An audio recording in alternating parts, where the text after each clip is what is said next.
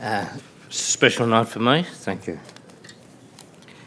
But in some sense, it is more than that. It's a special time, I think, for the Labor movement. This is a very testing time. There comes a point in history where unions and Labor parties have got to make decisions for the future, and I appreciate it very much.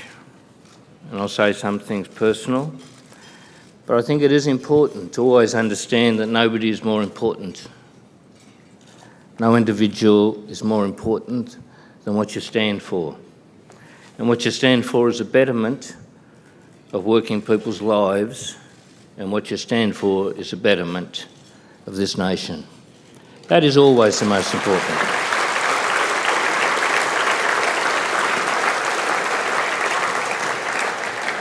You know, Paul and I, we talk a lot, as most people know. We've been talking together for as long as I can remember, over the last 20 or 30 years, every week. And we discuss this, obviously, as we discuss most things. And in a sense, there is a sense that we are yesterday's people with yesterday's dreams. That we've run a position in life, we've had a wonderful opportunity to make some contribution. But if the Labor movement had dreams, if they had dreams of the past, they were for now. They were for now. And they were for future generations. Paul Keating is a wonderful dreamer. And so is Bob. And so is Simon. And two of the most wonderful dreamers I've ever met in my life. Laurie Carmichael and Tom McDonald.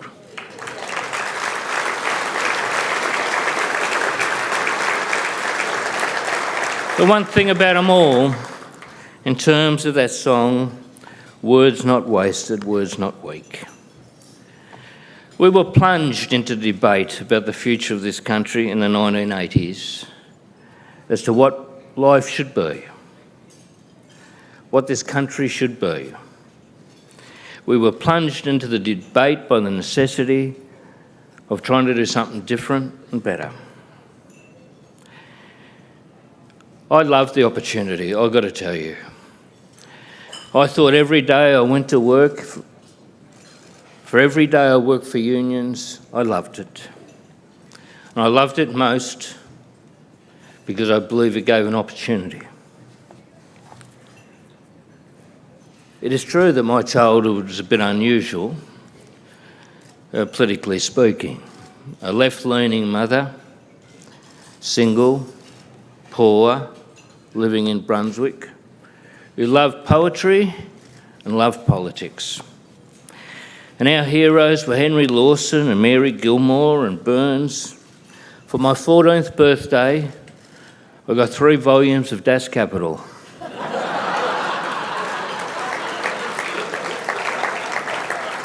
I would love to be able to tell you that I read them.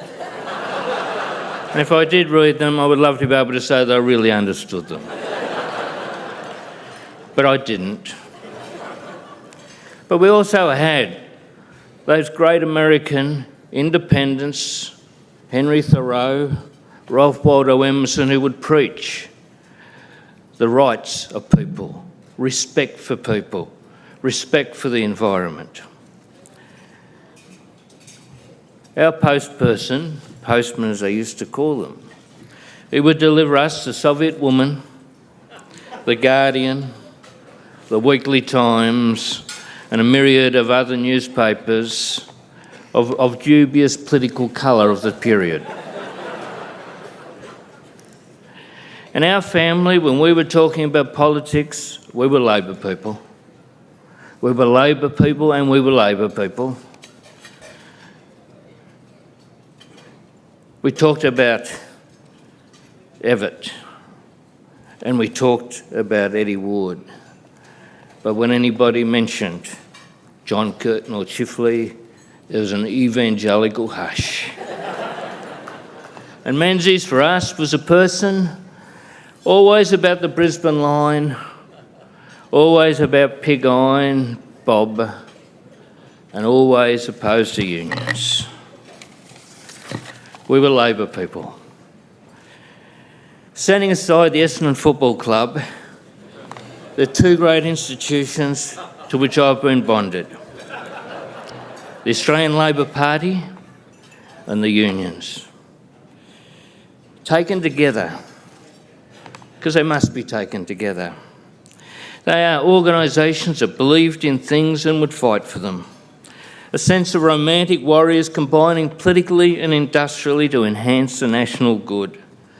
But it was a national good of those who depended upon governments to intervene. It was the underdog you always sided with in our family, the Aboriginal on death row, the Gurindji people, women not getting equal pay. It was Australia of whom you were proud, but not the Australia who sang God Save the Queen, but the nation of workers. The nation of workers described by Patterson and Lawson and painted by Roberts, the farmers struggling on their settlement blocks. It was a nation where support for one another was called unions.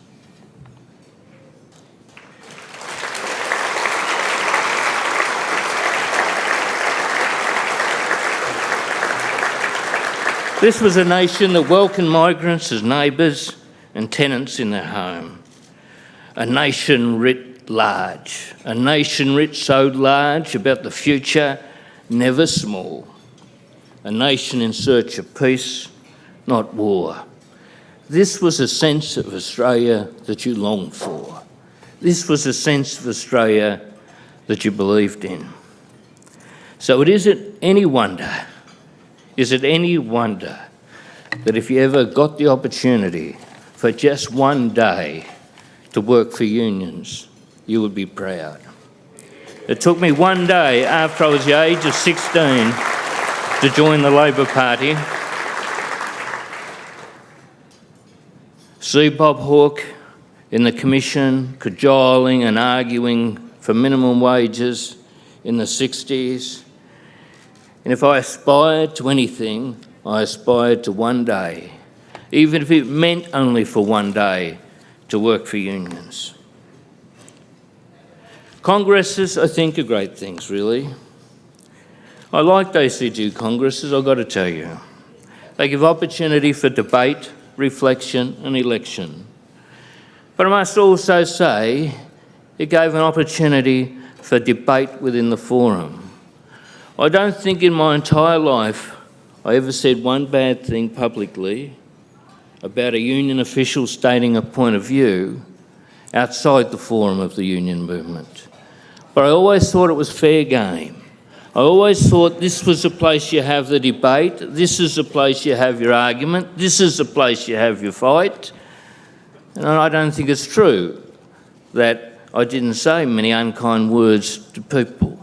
I did on many occasions. But it was in the family and it was within the debate. This Congress has been a place where great decisions are made. The decisions about superannuation, healthcare and others. But it's also been the place where the union movement stood up for Indigenous people, where the union movement opposed the war in Vietnam, where the union movement said that Nelson Mandela was not a terrorist, but he was a hero. This is the place that defined the Australian spirit. And this is the place where you saw some of the greatest speeches and some of the greatest participants in the history of this country. Nobody has ever heard a speech about the right to strike, and nobody will ever give a better one than Laurie Carmichael's speech. Nobody will ever give a better speech and make a better contribution to why unions should be reformed and restructured than the speech of Tom McDonald. Fitzgibbon on hours, Mayne's a little long on occasions on technological change, Paul on super, and anybody who was ever here to hear Luitja O'Donnell talk about the Indigenous people and their rights, they will walk away from these forums with a sense of excitement and commitment, understanding that they have seen some of the best people, the best speeches that have made this country, made here in this forum. The last ACTU Congress for me that I spoke was not an easy one. It was not an easy one. We were trying desperately to prepare ourselves what we saw, and what we wanted, frankly, was a dispute with the MUA. But we were distracted by other things. That Congress was about one thing in particular. Some people saw it as an opportunity to destroy a union. Some people just saw it as an opportunity to cripple a union at its point of weakness. But we didn't. We supported the AWU and we saw it re-emerge strengthened. We were prepared to take on the fight on unionism. We prepared and understood it. We almost taunted the government to have a fight with us on our strongest possible ground, the MUA. And we told them if they have a fight with us, with the MUA, about the MUA, then we were prepared for that fight. And we understood how hard it would be and difficult. But if you wanted a fight, please have a fight with us, but let it be the MUA. And they did. And they did. That Congress, like all Congresses, are no different from any other. They have to deal with the essential issues confronting Labor organisation. For me, Labor organisation is not a loose word that some people can throw away. It's not called union. It is not just a word. It is not separable, not separate from the spirit of this country. For Australian unions have been part of it, and the country is made by unionism. The very spirit of the place, what you feel about it, has unionism as part of it. See, Lenin was right. Lenin was right when people said to him that the Australian union movement and the Australian political system, they incorporate it in the system and they make it work better. What he was wrong to think that it wouldn't last. Kim Beazley, Tony Blair and I had a meal not far from here. And Tony Blair told us of his great vision of heading the third way, his great view of the third way. And I said to him, but Tony, Australia had that debate. We had the debate in the 1890s and we decided then to go the third way. We are in the third way. It is part of Australia to be in the third way. And what we did in the 1980s was to renew it, revisit it, modernise it, to make sure that that was a defining basis. That is where we went. That is Labor. That is Labor then, and that is Labor now. We did have to make some hard calls.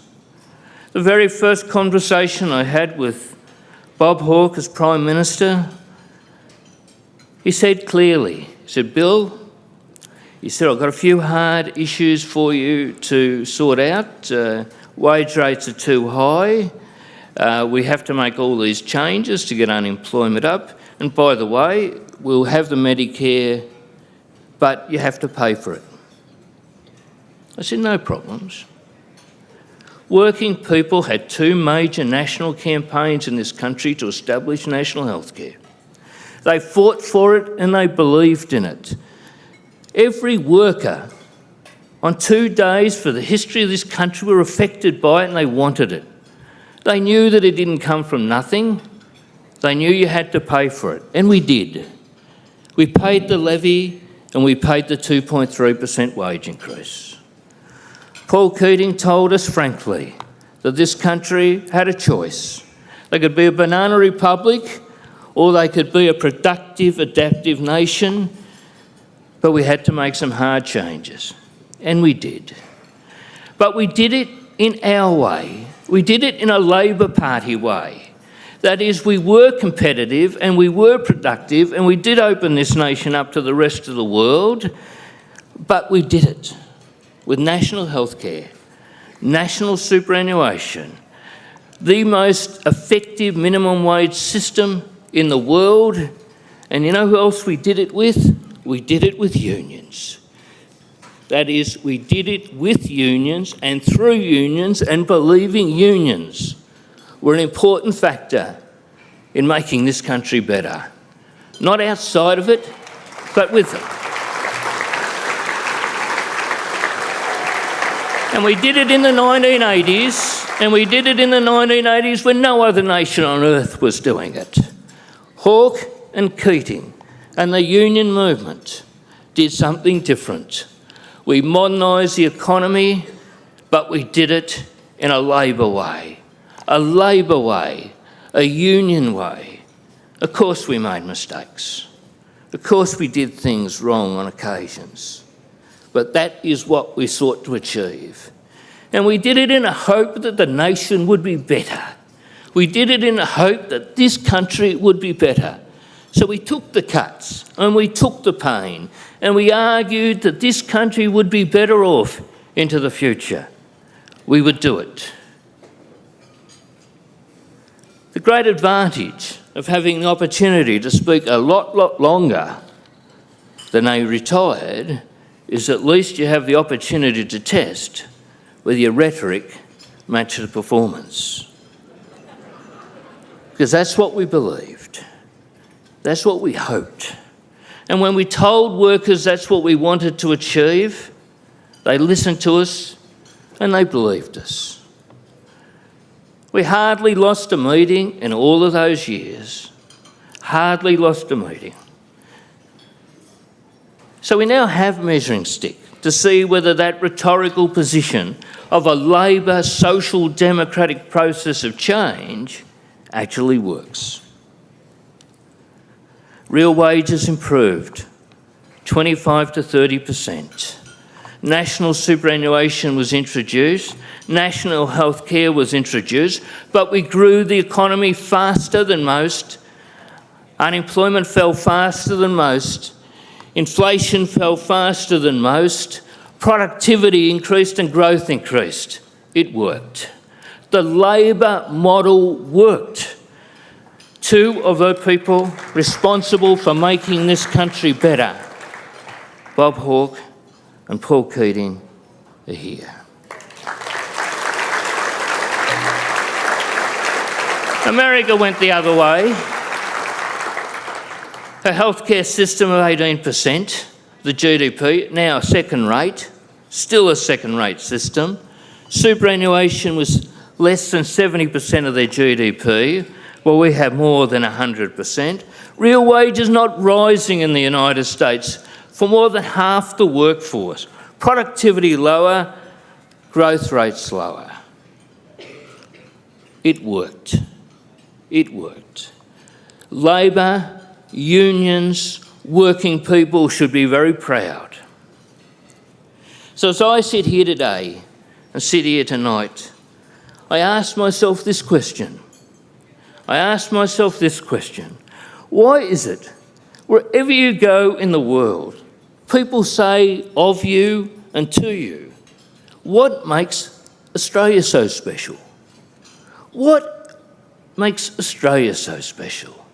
You say, what makes Australia so special is that we introduced into this country a social democrat model of productivity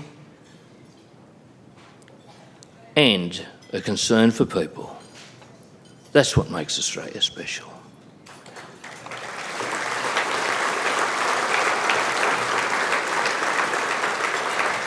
You look at Australia now,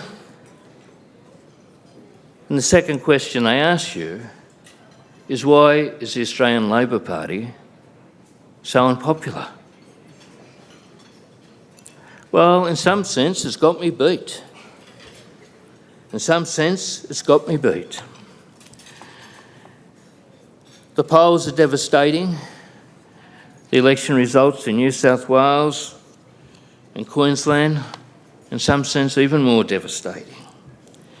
It beggars belief, really, in the political maxim that it's the economy, it's the economy, it's the economy. Or it's jobs, it's jobs, it's jobs. A Labor government, 4.9%, 4.9% unemployment, growth of employment of 800,000, an economy that has worked better, more effectively, is in its current position in the polls. So you ask yourself, what is wrong with this government? What is wrong with it? The mining tax is right. The international pricing of carbon is the right policy. It is sad that it is muddied and a bit confused with the response to restructuring and taxation commitments. The movement from 9% superannuation to 12% is progressive and it's right. It is a bit sad that some of those people who manage it as if the world has not changed. The National Disability Insurance Scheme will be seen as a policy Labor will be proud. And you will be proud to be a member of the Labor Party when you see those most in need of support of society recognising. I sit on a university council. The number of offers to children of low-income families has increased by 19% since 2009. That is a Labor Party thing. The National Broadband Network is innovative, creative and visionary. So what is our problem? Let me tell you what I think is a problem. Not from any other sense, a sense of honesty of where I think we are, recognising where we have been. I sit on boards now in other areas, and I can tell you, if some of those companies were doing the same thing they were doing for the first 9 years of this century, they would no longer exist. That is, this is a country changing dramatically, restructuring dramatically as the 1980s. Now that restructuring process is already starting to see wedges in the Australian economy. Simon and I spend as much time as we can together going around this country, and we can see that wedge between the national unemployment and regional unemployment. We can see it. In some areas, there are 10 applicants for 400 jobs.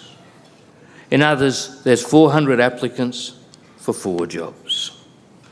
Young people are leaving school. Part-time, casual work is a dominant option. For many now, there is a twin dependency. Looking after your children and looking after the aged. Seems to me that we have a mirror image of the 1980s. Hard decisions we made in the 80s. Real pressures on living standards. High unemployment. But we never ever lost a sense of hope and trust that governments and unions would see it out and there would be a better future. Today we have better economic conditions, but that hope and that trust has retreated. I've got to be frank, it's too easy to blame the media, too easier to blame the playthings of politics. And there's no purpose blaming the opposition for doing what, after all, you would expect them to do, and that's to beat you. In a sense, I think we make politics just simply too hard. The truth will normally do.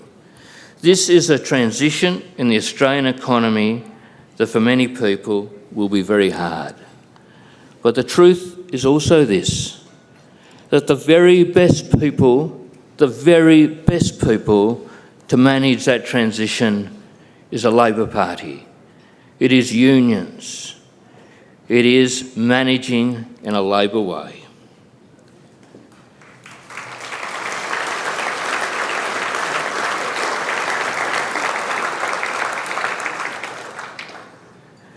It is, I think, an important time for us. An important time for us to regroup and take collective responsibility. It is too easy to blame the leaders, and it is too easy to concentrate on the minutiae. Too easy. It is the collective responsibility where the party, where unions stand up and say again what sort of country they want. That is where we have to be. And it is also too easy to accept defeat. Too easy to say the Labor Party will not win. I remember Bob Hawke coming back from a Labor Party conference in which the headlines of The Sun was "Hawke finished. Never again will his name be mentioned as a future Prime Minister." And I talked to Bob and I said, "How did you go?" He said, "Shithouse." I said, "What are you going to do?" He said, "I'm going to regroup, I'm going to rebuild, learn from mistakes I made, but Bill, I will be the Prime Minister." And he was.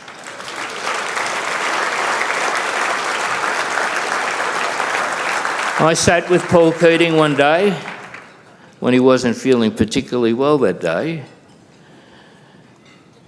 and he said, "It might be too hard, Bill. I've got the wrong end of the political cycle." I won't tell you all he said, and I won't tell you all I said, but I said, "There's never been an economist elected as Prime Minister yet, mate. There won't be. You can beat him. Just stand in. You can beat him." And he did. And I remember the phone call as if it was yesterday. At 10 o'clock on a Tuesday night, for some reason I was awake. Paul rang up, he said, "I'm going to win, mate." I said, "What?" He said, "I'm going to win." He said, I'm going to, expletive deleted, a few more expletive deleted. I said, "Well, that's good, now why are you going to win?" He said, "Houston made this speech. And the speech he made was this country for too long has stopped to pick up the people, stopped to care too much for people." He said, "By the time I finish him with him, mate, he'll be picking up himself."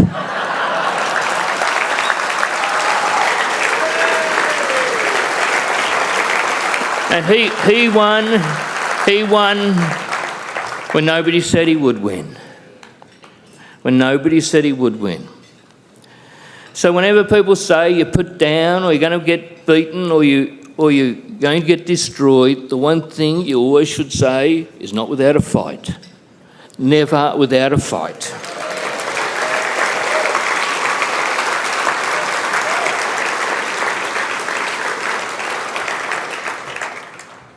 We're in the union game. And I am primarily a unionist. I always believed in the union first.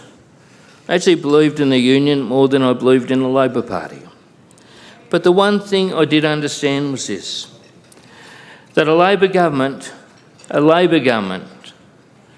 can deliver national superannuation, and only they can. They can deliver national health care, and only they can.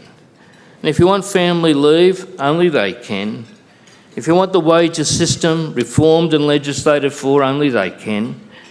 And if you wanted the rights to bargain, you had to get a Labor government to change. The one thing I always thought was the bargaining process is ultimately in the workplace.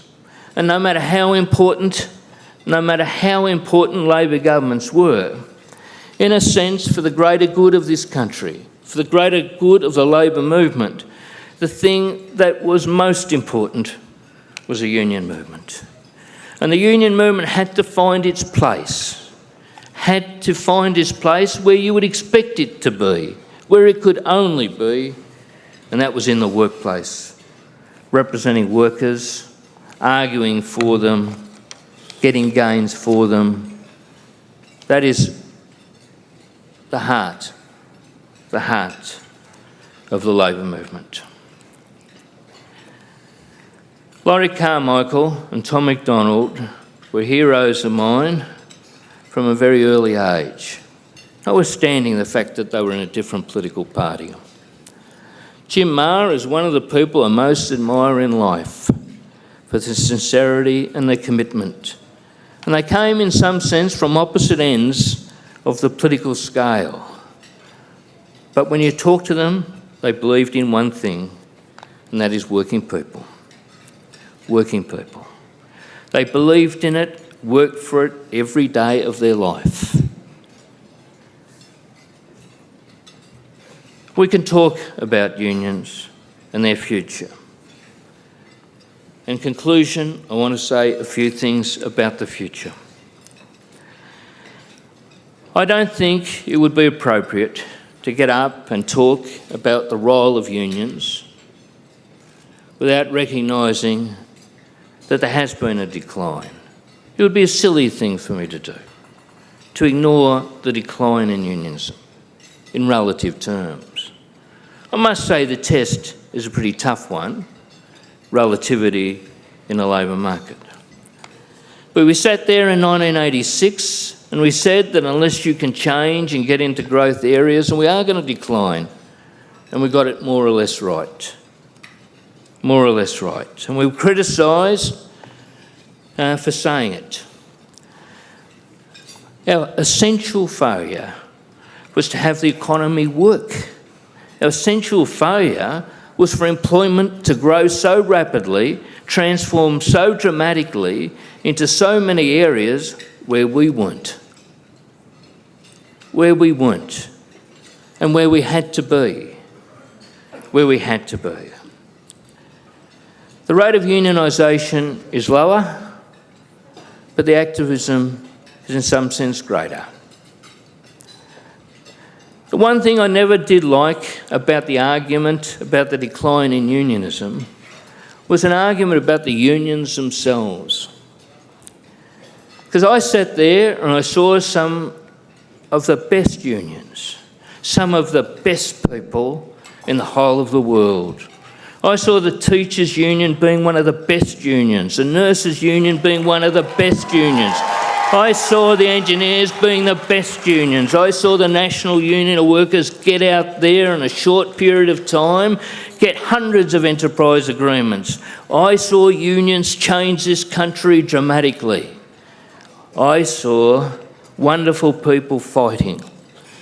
I saw people standing up to Conservative governments, and I saw us fighting collectively together at the MUA. And that sense of what made this country didn't evaporate and it didn't disappear, and the heart of it wasn't measured by the decline. But it's not good enough to accommodate decline and defeat. It wasn't then good enough, and it never is good enough. This is a different union movement and a different economy, but it is still in some sense the same union movement that you care about. So let me finally talk about the future, because it is no good residing in the past. It is not the reminiscences that count. The only thing that counts when you walk out here is not that you heard a speech from an old union official and you heard a speech from the Prime Minister of the past. What is most important, you walk out with a sense of energy, commitment and belief that you will make this country a better country for the 2020s. You will make it a better country for your children. That is the test. And so I look round and I say, if a Labor Party is defeated and the unions are weakened, I doubt that we'll easily get to 15% superannuation. I don't think the education system will be as good as it would otherwise be. I think it is hard to sustain real wage rates for many people, the minimum wage rate. I see the country ripped down, made smaller, less concerned. That's a test. That's a test for unionism. Vibrancy, commitment, making the nation better. I had a sense of this country indoctrinated, told to me every day by my mum. Every day she would tell me that this country is a wonderful country and is made better by unions and made better by the Labor Party. And it's made better not just in terms of wage rates, it's made better in the sense of what makes this nation. Don't think for one instance that the greatest loss we had was not securing 15% superannuation. That was a loss, I think. A loss that will be made up. But the greatest loss, that we lost a sense of pride in the nation, a sense of the nation that we like to see it. We lost a sense of progressing the Republic, standing up for Indigenous people, standing up for the poor, standing up for a Labor view. That is the loss, and that is a loss that this nation will pay for. I can only give this advice about preparing for defeat as well, because you must always prepare. Every election, every program of election, we had two plans. We had plan A for a Labor win, we had plan B if the other side won. And plan B, which became plan A after 96, said that we would legislate the gains in advance to make it harder to take office. That the Greens, the Democrats would be our allies and we would work hard. No person did more than Jenny George in protecting us and advancing us. We extended our wage agreements, we extended them beyond the political cycle. We knew the minimum wage rates had to be tested, maintained. We started a process of family payments. That is, we integrated into the future a set of commitments that would be very hard to wind back. And we did prepare for our defences. We sat there day after day working out what we would do if they did certain things. We could have done more. We could have done certain things better, but that's what we did. In the end, unions are about negotiating, bargaining, representing and caring. Now, some nice things have been said about me, but I've always been honest about myself. I have always been honest about myself. I've always tried not to personalise my involvement, not out of some self-effacing humility, but because I thought it was simply not true. Whatever we achieved together.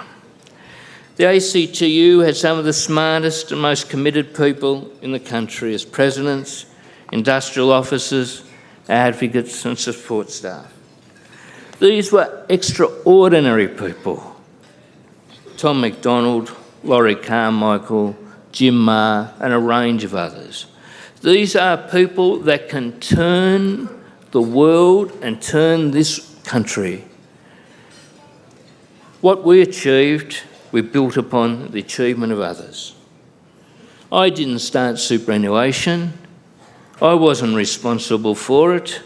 It started when Charlie Fitzgibbon negotiated the first real agreements in the maritime industry. You asked where the river started, and superannuation has started with Charlie Fitzgibbon, as did the Hours campaign and a number of others. We were negotiators, and negotiators' success always depends upon the other side. The governments with whom you negotiate and the employers with whom you negotiate. We had the most remarkable of political leaders,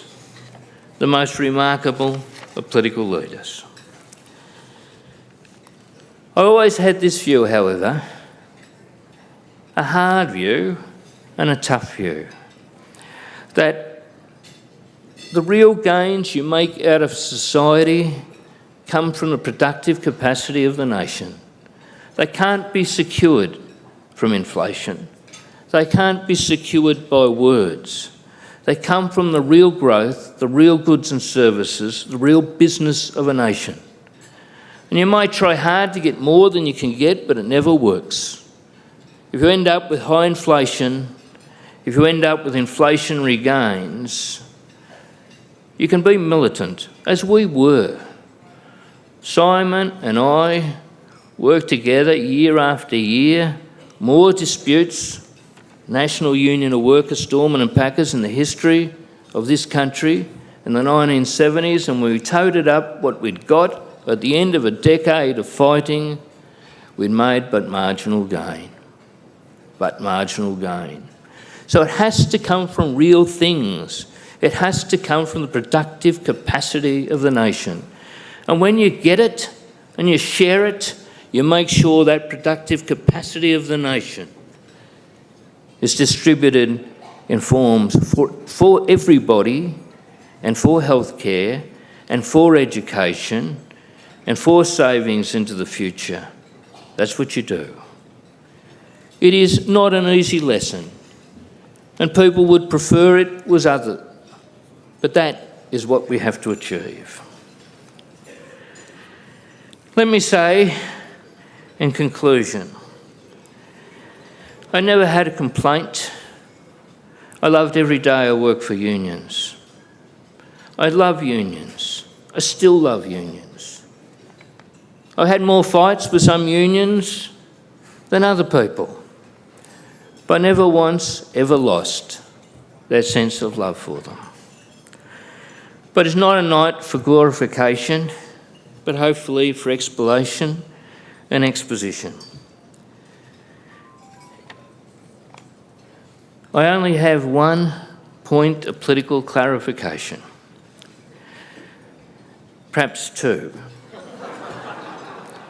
There are those of you who watch The Bastard Boys and those of you who watch Hawk. I would never, ever diminish the wonderful work of Greg Combay. Never diminish the leadership of John Coombe. But I do ask you to accept honestly when I tell you that not one thing that features me in The Bastard Boys was true. You know, I have many weaknesses, but being weak was not one of them.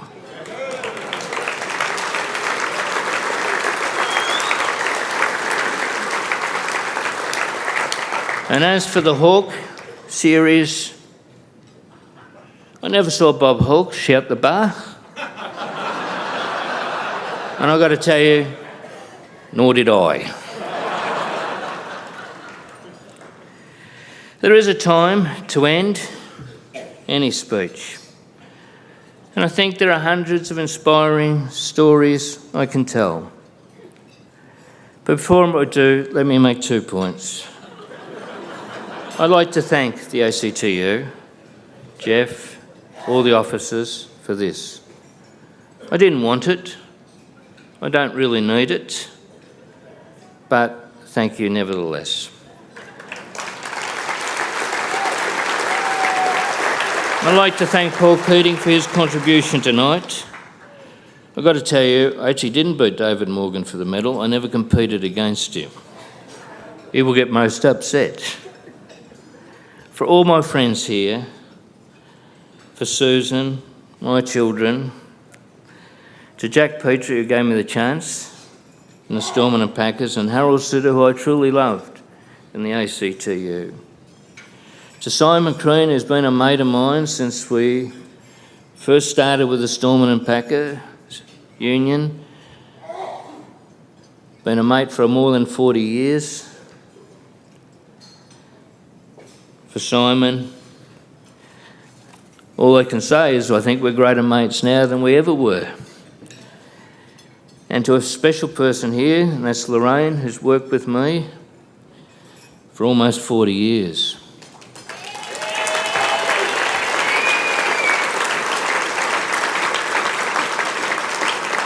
I rescued her from, I think, quite a mad person, really, who didn't treat her kindly. And in return, I didn't treat him very kindly. But she's rescued me ever since. And I love her very dearly.